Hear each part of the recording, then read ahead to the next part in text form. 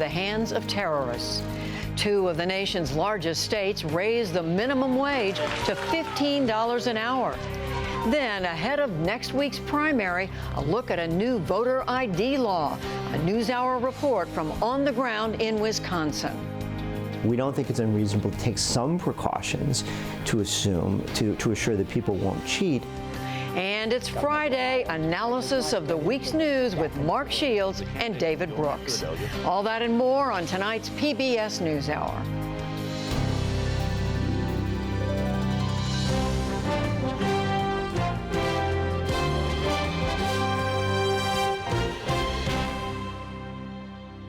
Major funding for the PBS NewsHour has been provided by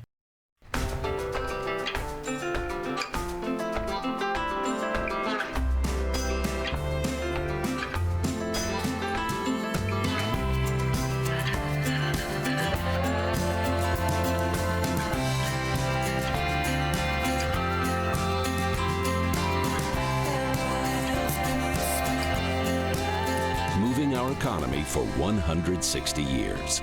BNSF, the engine that connects us. Fathom Travel, Carnival Corporation's small ship line, offering 7-day cruises to 3 cities in Cuba, exploring the culture, cuisine, and historic sites through its people. More at fathom.org. Lincoln Financial, committed to helping you take charge of your financial future. Genentech. Supporting social entrepreneurs and their solutions to the world's most pressing problems.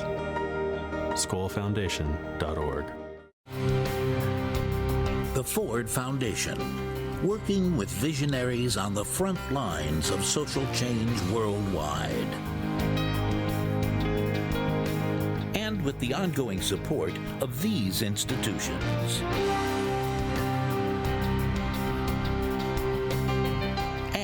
Friends of the NewsHour.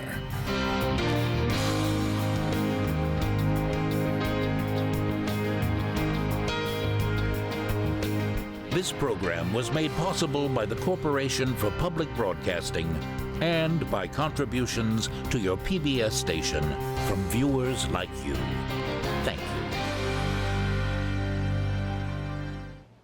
Most of the presidential hopefuls hit the trail hard today, and while accusations of lies are nothing new this campaign season, this time the war of words was on the Democratic side.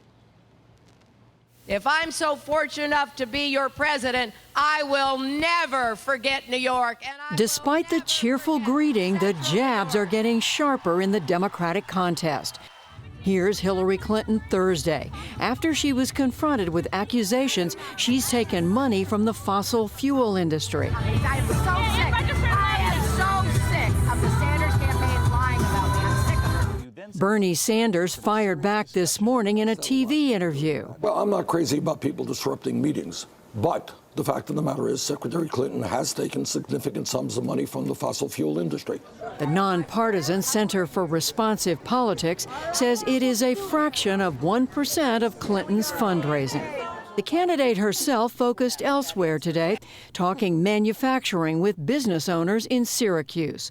On the Republican side, John Kasich stumped in Pennsylvania, ahead of its primary at the end of this month, where polls show him inching up on Donald Trump. I'd rather us be a hopeful country rather than the country that is hopeless, because hopelessness never gets us anywhere. As for the front runner, new details emerged about his surprise meeting with Republican leaders in Washington Thursday.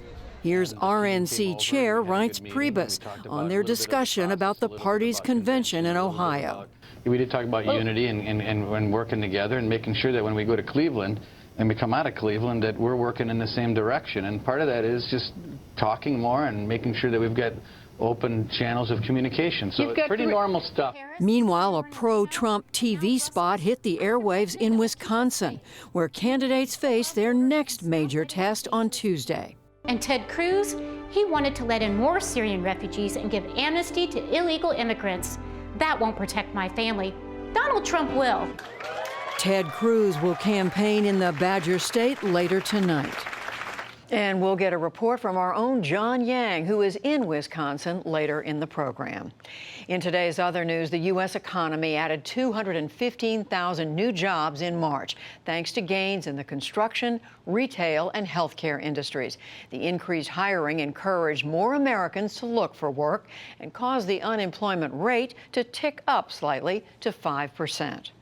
The better-than-expected jobs report helped give stocks a boost on Wall Street today. The Dow Jones Industrial Average gained more than 107 points to close above 17,792. The Nasdaq rose 44 points, and the S&P 500 added 13. For the week, both the Dow and the S&P 500 gained nearly 2%. The Nasdaq rose 3%. President Obama cautioned the international community today against becoming complacent in the face of the lingering threat of a nuclear attack.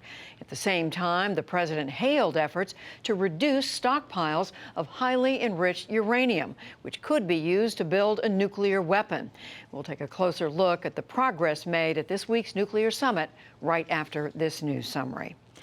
The death toll from a collapsed highway overpass in eastern India has now risen to 24 people. It was under construction when it came crashing down yesterday in Kolkata, just hours after concrete was poured.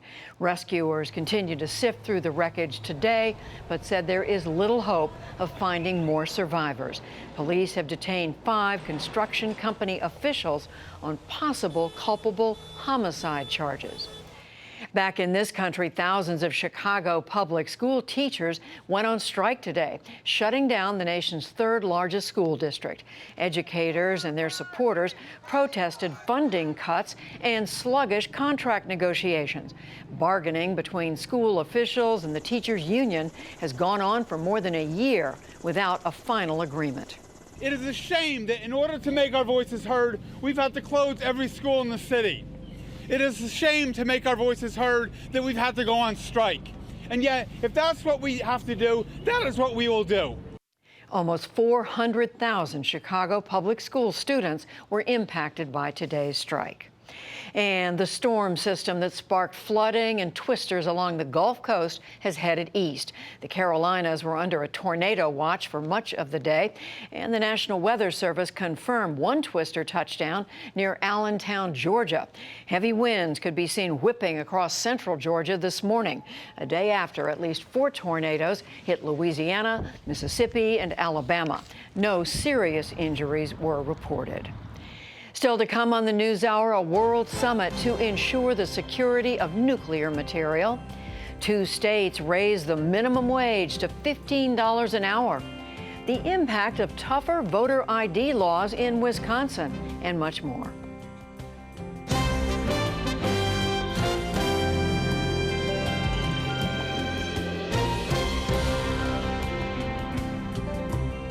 Today, here in Washington, world leaders led by President Obama pledged to continue the effort to secure nuclear material and to prevent it from falling into the wrong hands. Margaret Warner has details.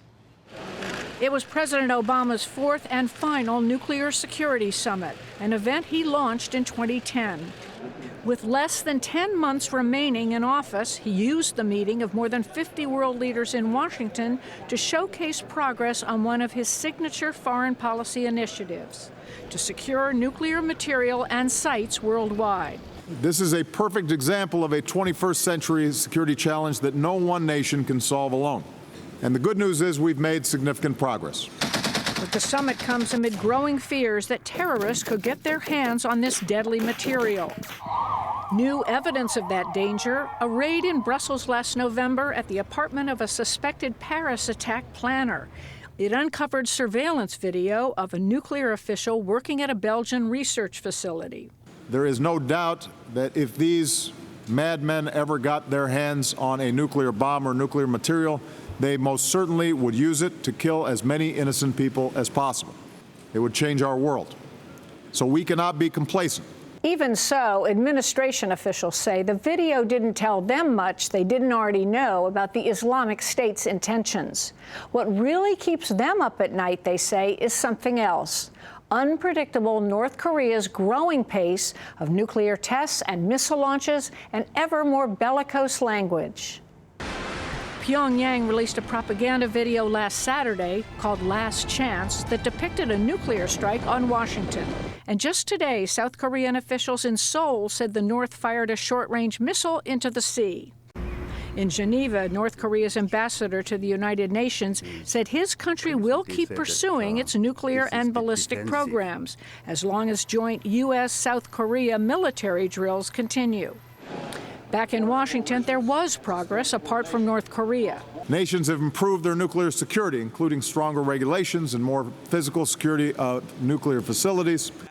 The White House announced at least 2 more countries, Argentina and Indonesia, were joining some dozen other nations in removing all their highly enriched uranium and plutonium, essential fuels for nuclear weapons. So how much was accomplished at this 4th and final nuclear summit? Ari Srinivasan picks up the story from there. And for that, we turn to Matthew Bunn, professor of practice at Harvard University's John Kennedy School of Government. He's also the lead author of a biannual report on preventing nuclear terrorism. So, Matthew, I want to ask, what did these leaders accomplish in the way of making sure that terrorists don't get their hands on nuclear materials?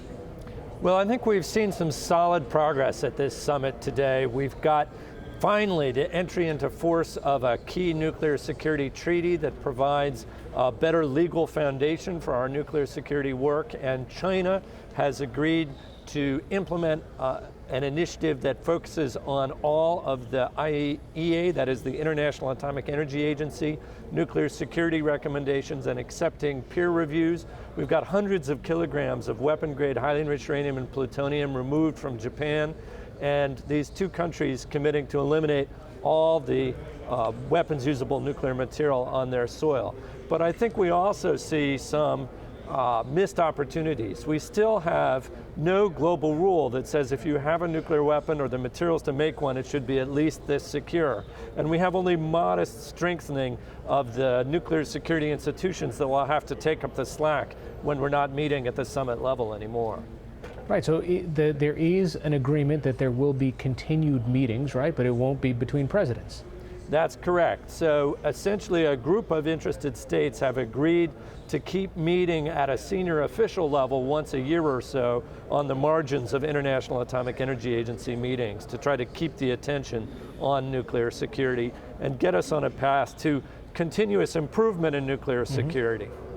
Now, when we heard about nation states deciding to take highly enriched uranium and make it less so, there's still this concern that in other parts of the world there are components that are readily available or somehow can be accessed that can turn into a dirty bomb, that a terrorist doesn't necessarily need to have a warhead to put on a rocket to cause havoc.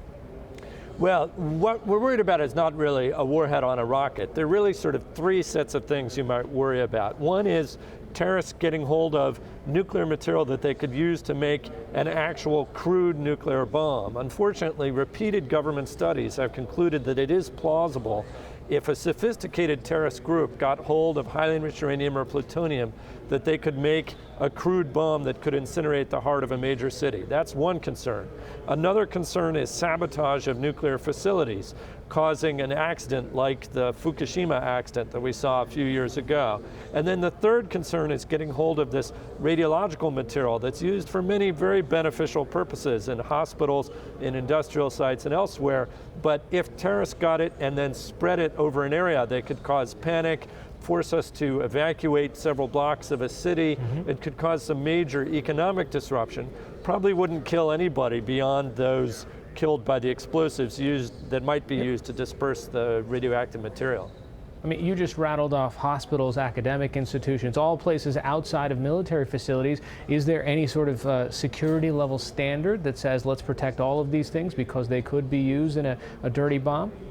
Unfortunately, as I mentioned, we don't yet have a global rule that says if there's a nuclear weapon, if there's the materials that could be used to make one, it needs to be at least this secure. I think that's one thing we need to be working on in terms of getting a political commitment among key states to implement key elements of nuclear security for those things. I think we need a faster effort to do simple, fairly low-cost security for these radiological sources.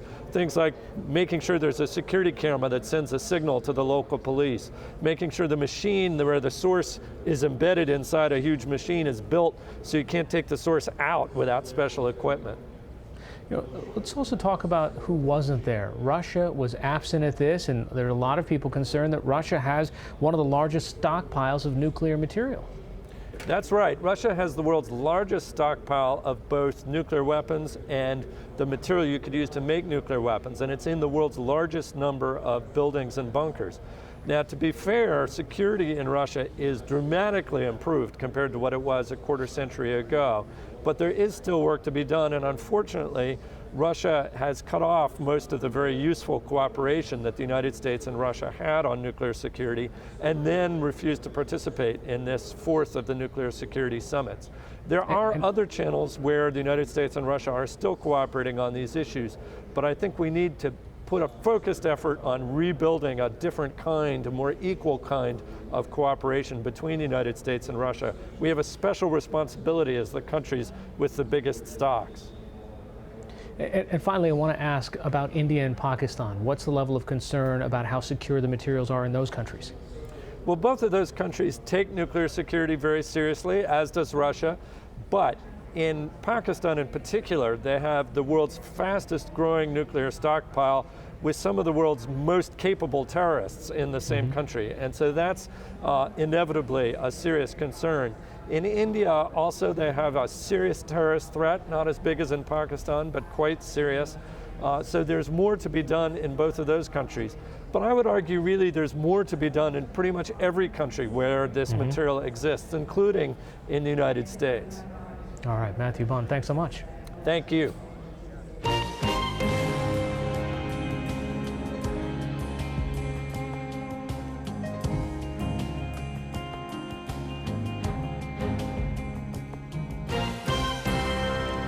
The fight for a $15 an hour minimum wage just netted its biggest victories yet this week.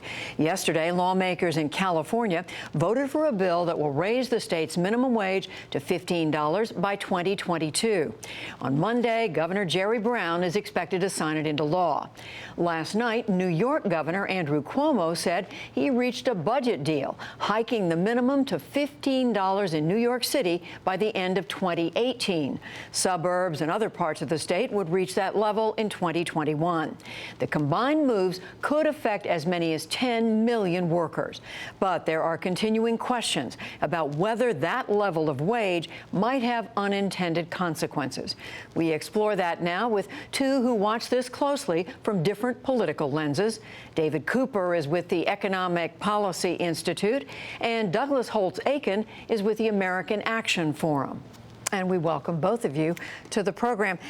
David Cooper, to you first. You've been watching this issue for a long time, but this has come about pretty suddenly, hasn't it? It has. I don't think anyone expected both states to move so quickly like this. Of course, there had been talk in New York of there being some sort of increase to 15. Governor Cuomo talked about it a few weeks ago, and there was these ballot measures moving in California, so we expected there to be some action on the minimum wage in both states, but no one anticipated deals happening twice in 1 week. Douglas Holtz-Eakin, I know you've been watching this from your own perspective. What difference do you think this is going to make? Some of this will take effect 2018, 2021, 2022, but what do you see the tangible effects of this? Well, we know some of the tangible effects. There are going to be some people who get a raise, and that's the good news part of this. The bad news is there is no new money to pay someone $15 an hour. And so the money has to come from somewhere. And one of the places it will come from is from those people who would otherwise have gotten hired and won't now. Our estimates are that could be 700,000 people in California, something like 400,000 in New York State.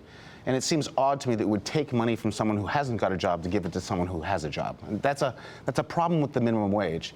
Well, let me stop on that point, David Cooper. What about that? That not everybody, yes, some people will get a raise, but other people are going to be hurt by this. Well, I don't think that's necessarily true. The reality is that our failure to raise minimum wages more appropriately over the last 40 years has left low-wage workers in this country earning less today than their counterparts did a generation ago. zero. The bottom 30% of American workers today makes less after you adjust for inflation than that same group of workers did in the 1960s. So over that time period, we've had tremendous improvements in our ability to generate income in businesses, profit-making potential, but workers just haven't been seeing those benefits because we haven't been raising minimum wages. In other words, Douglas Holtz-Eakin, an element of basic fairness here.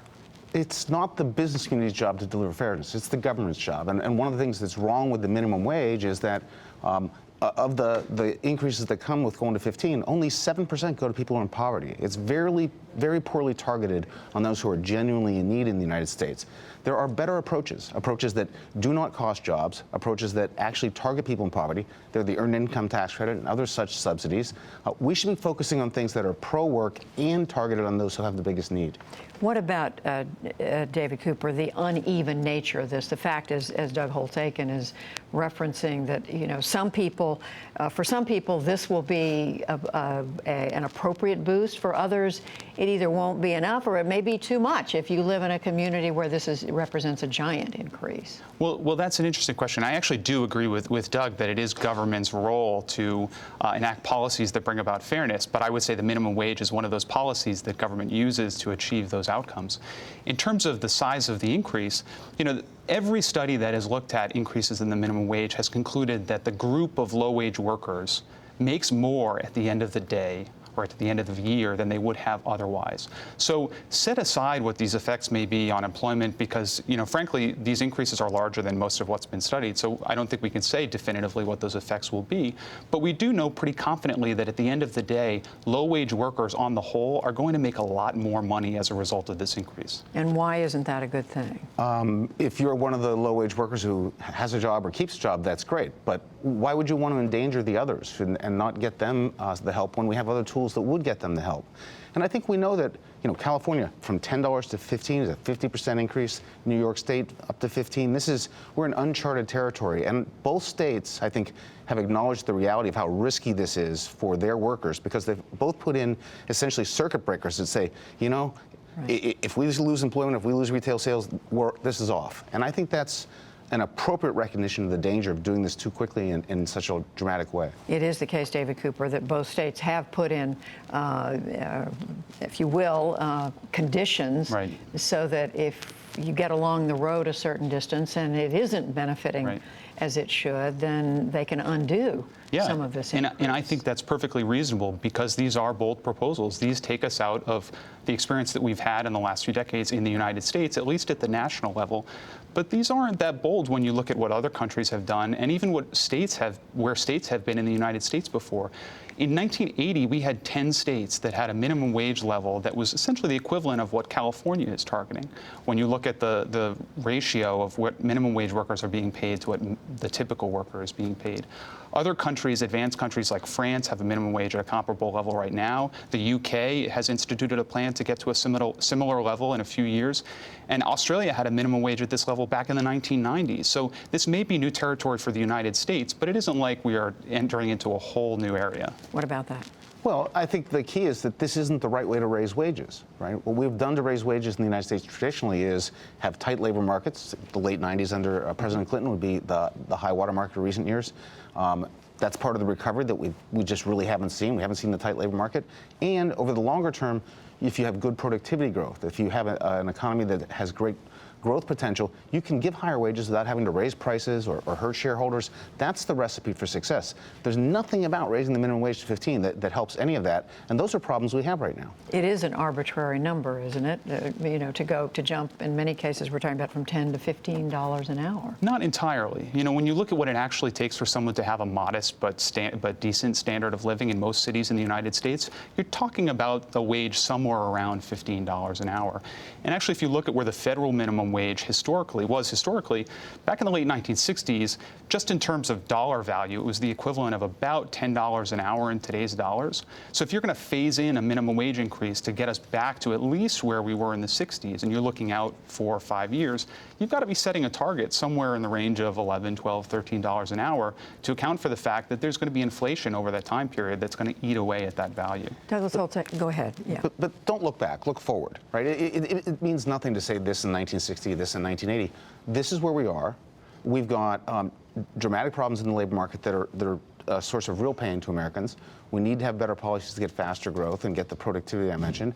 And while it sounds great to say, you know, you're going to make $30,000 a year, again, the benefits of this are not going to those in poverty. We need to get policies that actually target those who are having trouble having an adequate standard of living. Well, the laws are changing, but the debate continues.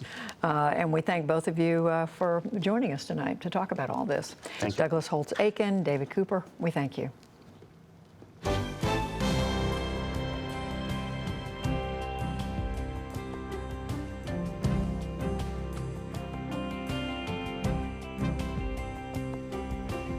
Stay with us. Coming up on the NewsHour, Mark Shields and David Brooks analyze the week in politics, and British song artist Lianne La Havas talks about her music.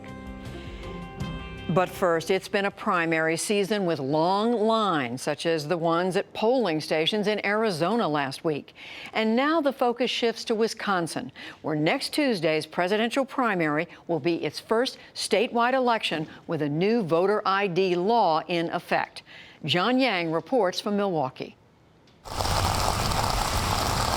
In a driving rain, Nefertiti Helm and Ernest Barksdale headed to the Department of Motor Vehicles in downtown Milwaukee.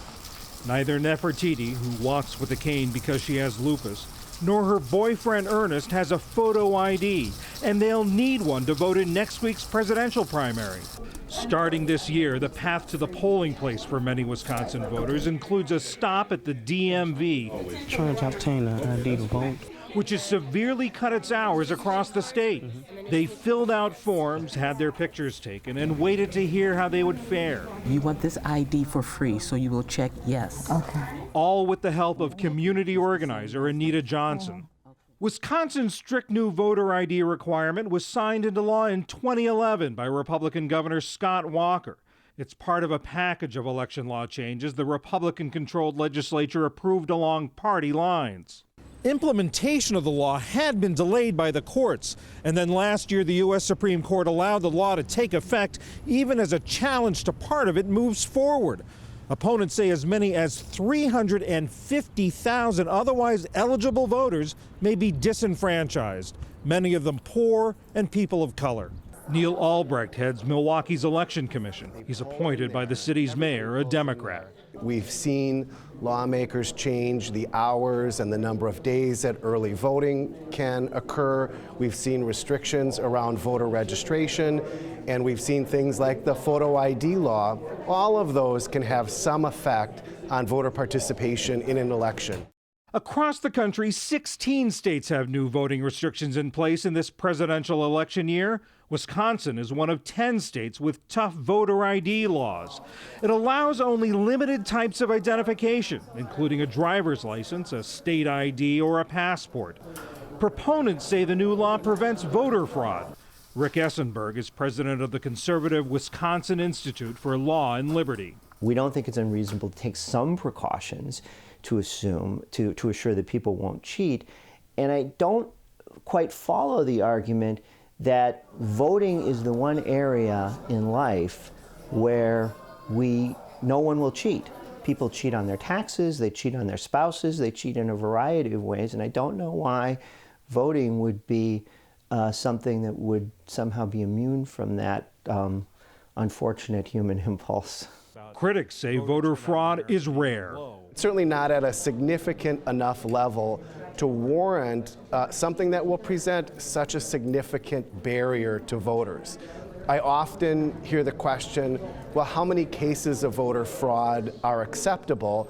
And my response to that question is, well, how many cases of disenfranchised voters, voters who are not able to appear at their polling places on Election Day because of these barriers, are acceptable? It's one thing to say that there are people who currently lack an acceptable form of identification, but what we're really concerned about is whether or not they can't, through some reasonable effort, obtain that identification and then become a person who otherwise would have voted and didn't. And I don't think that the bulk of the extant evidence suggests that there are a lot of people like that. But for some, getting that identification can be difficult. It should not be hard to exercise a fundamental right to vote.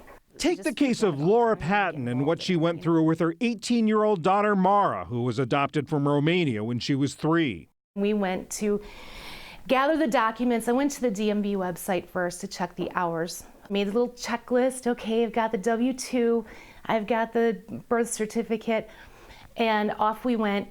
After 3 visits and a full day off work, the DMV said it wasn't enough. I circled or I checkmarked all of the things that I had. Right.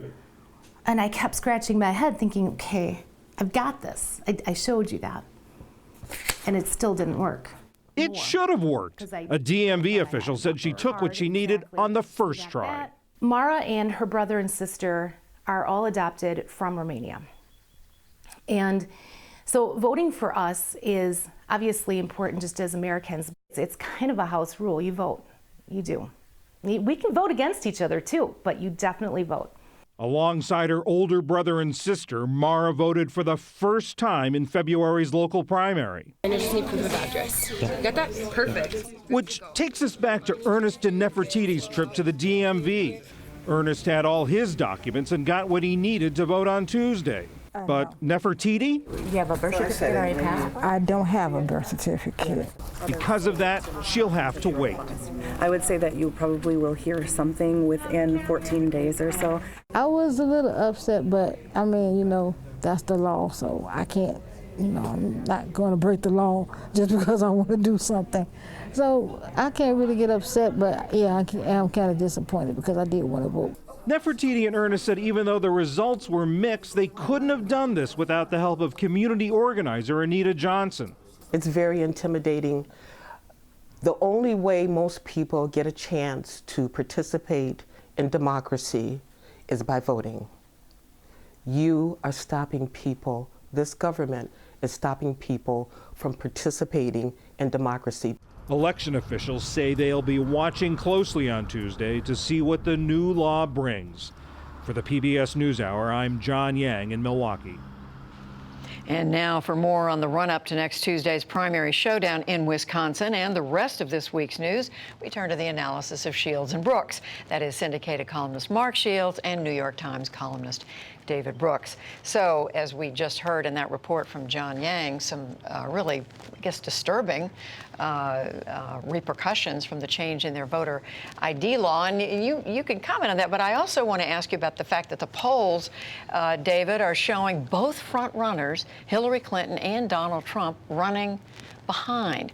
What would it mean if they were to lose in Wisconsin? Well, they're front runners with amazing differences or disadvantages. Usually at this stage, if you've won as much as Hillary Clinton and Donald Trump have won, then everyone's rallying around you. You're relaxed, you're happy, you're cruising. That's not happening this time, and mostly because they have significant weaknesses. For Hillary Clinton, it's still the basic trust issue. The party still has a chunk to her left. To me, the big story this week is whether Donald Trump, something has shifted. Now, of course, we've been saying it for 8 months. Finally, he's done it this time. But I do think, and I still am a little dubious about the people who think that something has shifted, but there's a more plausible argument that air's beginning to come out of the balloon for him. And I think that's because, given all that he's won, and given what everybody, including his wife, apparently is telling him, be more presidential, he can't control himself. He can't control himself temperamentally with the aggressive attacks on everybody. He can't control his own ignorance, which causes the abortion statements. And so he is a perpetually destabilizer just at the moment when, frankly, a lot in the party were ready to submit to him. And he just can't behave in even a modicum of presidentiality. And that could be leading to, at this moment, some second thoughts and some genuine weakness. We'll know less now than we'd know in New York and eventually in California. Which is a few weeks away. But Mark, could this be a different moment in the in the Republican primary for Donald Trump?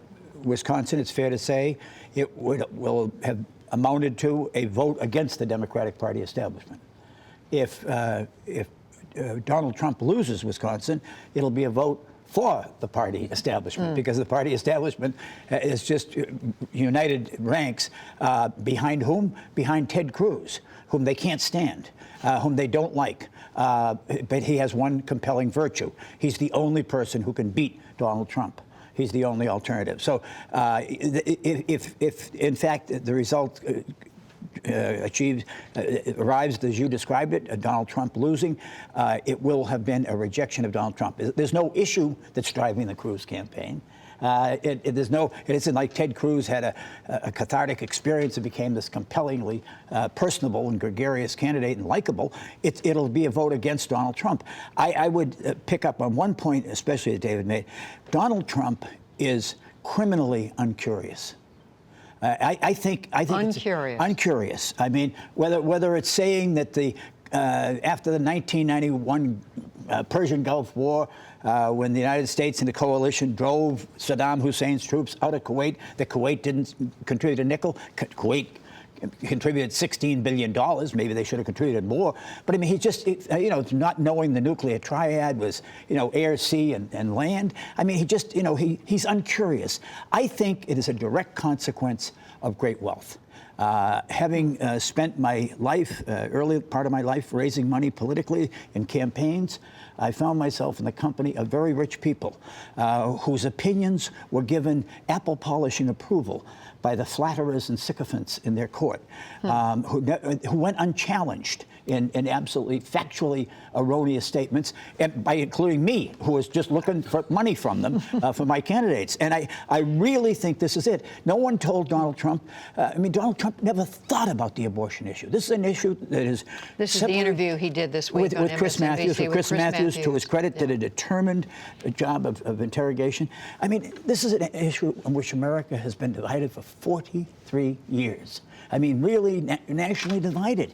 I mean, America is pro-choice and anti-abortion, and he had no idea of the divisions, of the debate, or anything of the sort. And I think this is the consequence. I would like to defend the intellectual curiosity of the top 1%. No, I think it's beyond. I mean, it's unique to himself. Most of us, when we appear on television or even go to a job interview, you want to do some background preparation so you won't make a total fool of yourself. But he feels no compunction, and his knowledge base is minuscule. We've seen it in every single interview. It's just minuscule. But there is a consistency to Donald Trump. He can always be counted on to be cruel to those who are weak, and a woman in that situation is weak. And so no moral alarm bells went off when he said that, which they would to a normal human being. But so far that bullying manner has been accepted by his voters because they think, well, he's a bully on our behalf. Whether they will continue to think that, again, I think probably, but there are some smart people I know who begin to feel a change in the atmosphere. What about that? What about that point, Mark? Could this be the turning point? I mean, his demise has been predicted repeatedly. Sure. Could this time be different? Yeah. Could it be? It will be a game changer, Judy, in this sense. It will remove one of the essential building blocks of his stump speech, which is he spends the first third citing and reciting his wonderful poll numbers. How's he going to do that? He loves to talk about himself as the all-time winner and his opponents as losers. How's he going to handle being a loser? I think in that sense, it's really going to be very revealing of how he handles it. And no, he's just shown any lack of graciousness or magnanimity. I mean, there he is. He's still attacking Mitt Romney. I mean, he's sort of abusing people. I know gratuitously. He still has more delegates than anybody else. Yes. He has won more votes than any other Republican candidate. And so there's a strong likelihood he'll be severely damaged and the nominee. Yeah. And so that's like New York becomes a bit of a nightmare scenario. But whether this will hurt him is a question of why people are voting for him. And they're voting for him because nothing's changed in Washington, and no compromises are being done. There are some sympathetic reasons why people are voting for him. And I've struggled this whole time to understand how much Trump voters I want to blame them for this. And in some sense, I don't blame them at all. In some sense, a lot of these people are disaffected. They've had severe losses in their lives, whether it's jobs or their kids are adrift. In some sense, they're just sick of Washington, nothing happening, and we've had a front row seat to that for 10 or 15 years. And so they just want a change agent. And so some of those are sympathetic. The issue of how he treats the weak or people he perceives as weak, how he takes economic insecurity and translates it into bigotry and misogyny, that's not to be sympathized with at all. And to some extent, his supporters have to answer for that. Yeah, I do. I don't disagree with that question. I always resist blaming the customer. I mean, when our party wins, the voters are insightful, patriotic, thoughtful, and caring. When we lose, they're stupid and loutish and probably racist to boot. Maybe it's just they're rejecting us or choosing otherwise. I do think, Judy, that in Donald Trump's favor, we're moving into an area of the country where Ted Cruz has limited, if next to no appeal. I mean, Ted Cruz does not have a natural constituency in New Jersey, or New York, or Connecticut, or Rhode Island, or Pennsylvania. Maybe Pennsylvania more. But I mean, I just think that if Trump can come back, but can he show? I mean, his own people, his own family apparently is telling him he has to be more president. But isn't more presidential? He talks about that when he's interviewed. He says, "My wife and my daughter are telling me to be more presidential," but he says, "I need to fight back." Yeah. Just on that first point, this is why Cruz has no support in the Northeast or in California. Yeah. That's why I think Kasich should stay in the race. There's a lot of people saying you got to clear the deck so we can get a one-on-one race, Cruz and Trump. That's our only chance to stop him. But in the Northeast, Cruz has no chance to stop Donald Trump. And so Kasich has some chance to at least drain away some delegates from Trump and prevent him. But again, looking at the math, unless there's a gigantic change of atmosphere, I still think it's likely wounded, and the numbers on his general election just get worse and worse and worse. But looking like the nominee. So we have to talk about the Democrats. Mark, Hillary Clinton showed one of those rare flashes of anger yesterday. She was stopped by a protester after a speech who asked her about the charge by the Bernie Sanders camp that she is taking a lot of money from the fossil fuel industry, and she said they're lying about that. Totally bogus charge against Secretary Clinton. There's open secrets that records all contributions and the source thereof and the occupations of the donors reported 15 100th of 1% of Clinton's campaign funds and PAC funds and as well have come from the fossil fuel industry. Bernie Sanders, 4 100ths of 1% have come from people in the field. So it's a totally unfair. I mean, the charge. You can raise questions too close to lobbyists or whatever else, and it was a legitimate reaction on her part. I think it has to be said in Bernie's favor. If in fact he does win Wisconsin, that will have been 6 out of 7 of the contests he's won. He just won 3 caucuses. He did. I mean, he's won everything since Arizona. By the way, he stood by today again when he was asked about this fossil fuel contribution. He said we're telling the truth. It's right. It's inaccurate and unfair. I mean, it really is. And I'm surprised at the Sanders campaign. I mean, it's because they haven't done this in the past. But David, I mean, on paper, Hillary Clinton is still the front runner. But Bernie Sanders raised what, $45 million last month in March. Right. He continues to build delegates. He may win Wisconsin. What is this? New York? What is this headed for? It's headed for New York. I mean, she had a huge lead in New York a couple of weeks ago, which has now dwindled. It's still in the double digits, so it's a significant lead. But she loses the state where she was the senator. Yeah. That I think would change everyone's eyes. Up until that point, I don't think it does. Sanders, we know he has a strong constituency. It's going to show up at caucuses. Wisconsin has a strong progressive tradition going back 100 years. It's his kind of place. Right. And so I don't think winning Wisconsin necessarily turns him into a more credible candidate. But I disagree. I mean, he was 50 points behind in Wisconsin a year ago to Secretary Clinton. I mean, this is a victory. Everybody's on the ballot in Wisconsin. There's no Democratic ballot, Republican ballot. You can go in and vote for Ted Cruz or vote for Bernie Sanders, whatever. I mean, it's a significant victory. And if New York, if he does win, I mean, make no mistake about it. So 30 seconds, Hillary Clinton keeps at it and just keeps on letting him get under her skin? I mean, what happens between them? What's her message? What has she added? She's a paint-by-numbers Democratic candidate with the same policy planks as every other Democratic candidate. She's shown no creativity, no way to fill the void to counter what he offers. Why do you want to be president of the United States? Other than it's something on your resume and I'm prepared for it and this is it. What is the vision? I mean, Bernie Sanders, to his credit, is the one candidate in the race with a message. It's a message that's energized an awful lot of people. To be continued. Mark Shields, David Brooks. Thank you. Have a great weekend. Thank you.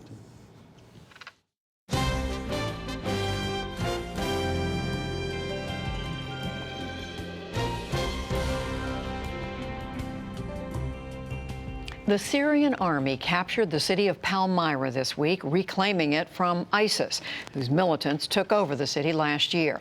Its loss is a major setback to the Islamic State. Palmyra is also home to a sprawling set of ancient Roman ruins, some of which ISIS destroyed during its occupation. Lindsay Hilsum of Independent Television News visited the site today. Palmyra's triumphal arch may have been demolished by the Islamic State, but triumph is exactly what Syrian soldiers feel. The officers know the symbolism of stones. A people without a past, he says, is a people without a future. No one knew the propaganda value of Palmyra better than IS. They left the Roman amphitheatre intact because it made a dramatic backdrop for their videos of horror. Imagine, just last year, local men were forced to come and sit here and watch an extraordinary spectacle as 25 teenage jihadis came onto this ancient stage, with them 25 Syrian soldiers who they murdered. A group of Russian officers arrived, but they're camera shy, even though it's their bombing that may have saved Palmyra. Towering above the site looms a medieval citadel. This damage was caused by months of mortars and government bombardment. But it was only in the last few weeks, when Russian aircraft took to the skies with Iranian and Hezbollah fighters on the ground, that the Syrian army could prevail over the jihadis. There were many explosives and mines, and the heaviest battles were with the terrorists around the castle. They had all kinds of weapons, and as soon as we appeared, they fired everything at us. We killed many of them. Before fleeing, IS militants rigged the streets of the modern town adjacent to the site with explosive devices and mines. The beauty of Palmyra is stunning. Syrian archaeologists say they can rehabilitate the site in 5 years if they get the money, and if there can be peace. The current calm is more fragile than carving on stones. This is what the sacred sanctuary of the Temple of Bel used to look like. Tens of thousands of tourists flocked here to see it. And this is what it looks like now. The stones are shattered, and some archaeologists think it would not only be futile, but wrong to try and rebuild exactly as it was. 400 people have been killed inside the Roman theatre. People will not look at this site again as it was before. It's a place where there's blood. The ruins have blood on them, and it's modern blood, it's not old blood.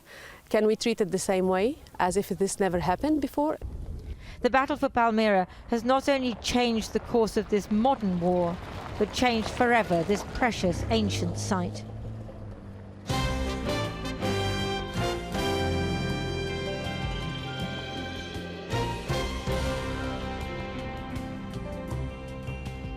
Last year, British songwriter and singer Lianne La Havas was nominated for a Grammy Award with a style that combines folk and soul. Here's another installment in our series. My Music, have a listen. Time to find out where the story goes. Sat hip to hip with the curtains closed, watching ourselves, oh cinema. Everyone's experience of love is completely unique to them, and yet so widely experienced by everyone.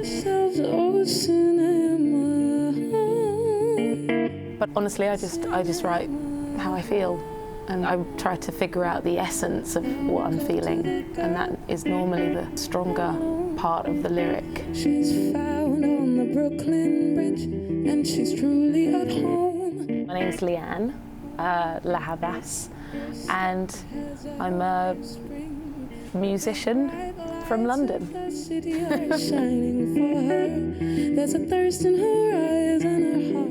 My mum's family are from Jamaica, and we always wanted to go.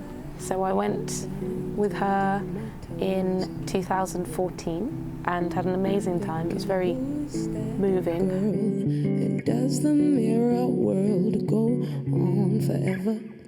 Just because my family are from there, but I had never seen it before. So that kind of inspired a lot of the content on the album. Blood, which is now out. Where am I gonna be if I'm ever 23? Oh, I'm looking at life unfold, dreaming of the green and gold, just like the ancient stone. Every sunrise I know, those eyes you gave to me, they let me see where I come from. Touring in the US has been like completely different to any other kind of touring. It's amazing. Through the clear night sky. And you do feel really appreciated. Let's be at peace. But I guess in the press more so, regarding how they see me and what they would categorize my music as, I do find it interesting to be categorized, it feels like, by my race rather than what the music actually sounds like. I mean, you could say that my singing style is perhaps like R&B in certain places or soul, which is fine. We are unstoppable. But in other places, I don't think it's like that at all. And I think then they just have these words that describe you based on your skin colour. And whereas in England, I'm just called mixed race or just Leanne. We are unstoppable. But over here, I'm black, and I guess I've never grown up being called black before. And I also don't see why you have to call yourself anything, or why you have to choose, because I'm just as much Greek as I am Jamaican, 50-50 exactly. We are unstoppable. But I hope one day the way we see race and the way we see being mixed and the way we categorize people's music will change, because it's all closely related, and it's something that I find very interesting, which I'm always talking about, always studying, always thinking about it. Will be my one and only. Thank you. I'm looking at life unfold, dreaming of the green and gold, just like the ancient stone. Every sunrise I know, those eyes you gave to me. On the NewsHour Online, in the heart of Australia's red centre desert, lighting designer Bruce Munro has infused colour into the landscape using 50,000 solar lights that blanket the ground. His Field of Light installation opens today. You can see a photo gallery of that on our arts page. On our podcast, Shortwave, how one Libyan-American woman is fighting to free her family, whom she says is wrongly imprisoned in the United Arab Emirates. Find a link to listen to that on our homepage. And we get a first impression of driving in the newest Tesla, the Model 3. Hari spoke with online media site The Verge deputy editor Chris Ziegler, who got to ride in one at the company's much-awaited launch. All that and more is on our website, pbs.org/newshour. And tune in later this evening on Washington Week. Gwen Ifill and her panelists will tackle the week's big news. Gwen. Thanks, Judy. Tonight, we examine the Donald Trump dilemma. Popular in the primaries, but unpopular within the general population. How the Trump phenomenon has changed everything in Wisconsin for Ted Cruz, John Kasich, Hillary Clinton, Bernie Sanders, and voters at large.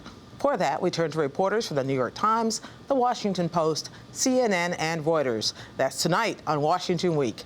Judy? And tomorrow's edition of PBS NewsHour Weekend looks at the continuing iPhone encryption battle as local prosecutors push to unlock phones that may hold clues to hundreds of crimes. At 10:30 at night, someone knocked at Brittany's apartment in Baton Rouge, Louisiana, and killed her. Investigators here at the apartment noticed that right inside the front door on a living room table, next to her keys and her purse, was her cell phone. And it was an iPhone. With a warrant, Baton Rouge police then obtained from Brittany's cellular carrier a list of who she called and texted, but they could not get the contents of those messages. Do you think the answer to who did it is on your daughter's phone? Oh, yes. You think it's there? I think what's in that phone can lead them straight to the person. That's tomorrow night on PBS NewsHour Weekend. And we'll be back right here on Monday with a preview of the presidential primary races in Wisconsin. That's a NewsHour for tonight. I'm Judy Woodruff. Have a great weekend. Thank you and good night. Major funding for the PBS NewsHour has been provided by Fathom Travel, Carnival Corporation's small ship line, offering 7-day cruises to 3 cities in Cuba, exploring the culture, cuisine, and historic sites through its people. More at fathom.org. Lincoln Financial, committed to helping you take charge of your financial future. BNSF Railway. Genentech. The William and Flora Hewlett Foundation, helping people build measurably better lives. And with the ongoing support of these institutions.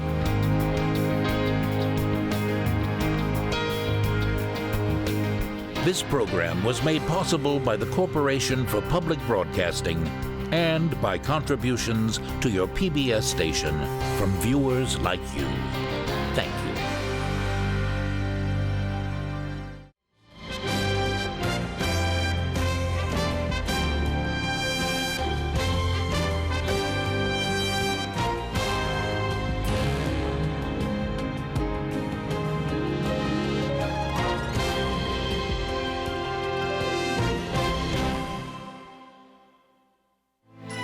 You're watching PBS.